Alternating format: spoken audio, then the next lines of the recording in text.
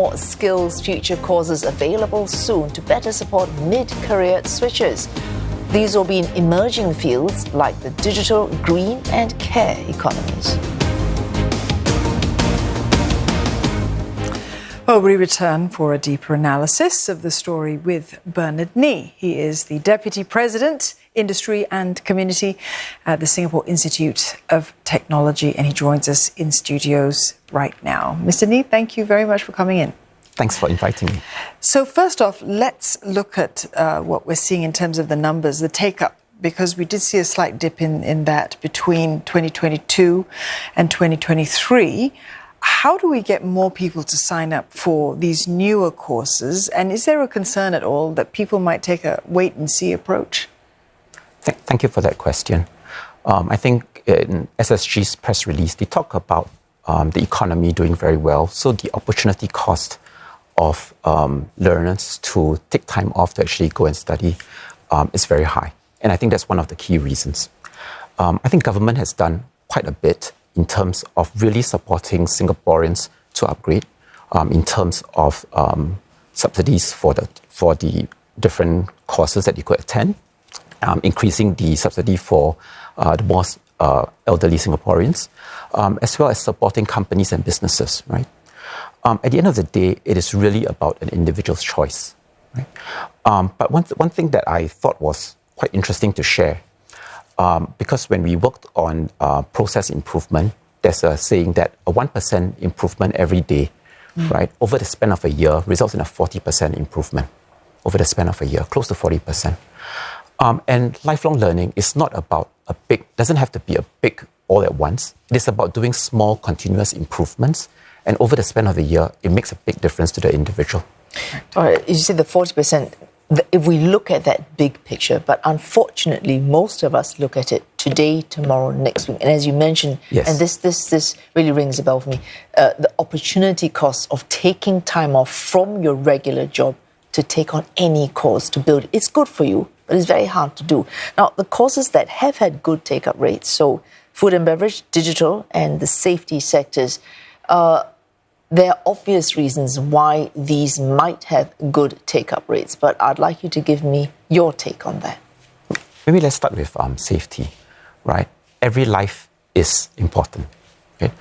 And safety is a sector that I think the government, the different agencies that are involved in safety, right, and rightly so, they've put in processes that when something goes wrong or there's a near miss, there's a review, there's a learning, and then how do you feed that back so that you improve the safety culture within the organization. In a lot of areas also, because of technology changes, the protocols for safety are also evolving, right? So safety is one area where there will be a continuous need and a demand for upgrading the people involved in the various areas. And SIT, for example, has been focusing on process safety since 2016. And we have trained, I think, more than 600 very quickly, what's process safety? So safety within the process plant, process industries, for example. Okay. Right.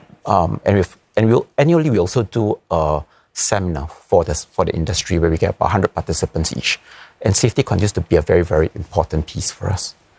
Digitalization is the hottest thing today. Just look at the stock market. In SIT, I think cyber and AI are very, very big areas. In the cyberspace, we work very closely with MINDEF to upskill a lot of their NSF in cybersecurity.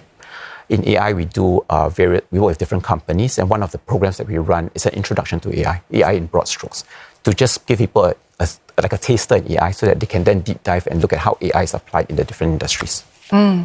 So there is also a need to upskill and reskill mid-career workers as well, and they have very specific needs. How has this changed what you're offering specifically, and what are some of the challenges of actually addressing the issues to do with this group? Thank you for that question. Maybe just take a step back. So we look at the whole initiative is called SkillsFuture, right? And skills is not just about knowledge; it's about application of that knowledge to do a particular task. Right, and in the area of training, we call it competencies, right? Last year, we launched a program called Competency-Based Education Pathway. It creates a pathway for workers to collect micro-credentials. There are several interesting aspects about this program. Firstly, it's competency-based. So we work closely with industry, understand what are their needs, and design programs to address these competencies. Then we Sorry, you talk about speaking to industries to address their needs. In a way, they will have their needs, but up to a point, you also look at this longer term. You can't just be meeting people's immediate needs. So when they have needs, do you think, well, how would I meet this in a way that perhaps doesn't meet exactly what they want, but longer term might be a wiser, more prudent decision? Give me an example of that kind of need and meeting the need, addressing the need. So I think it's a tension, right? Because if you are too ahead of the game, the demand will not be there. So what we do is we work with market leaders because they are at the leading edge of what are the competencies that are needed. And we work with them to try and identify what these needs are and then design programs for them, right? And the pathway that I was sharing is interesting because it is a series of micro-credentials which address certain competency needs, but it's also stackable towards a degree. So it gives some flexibility. And the biggest challenge for the adult learner, which I think we're talking about, how do you get more of them to sign up? The biggest challenge is time.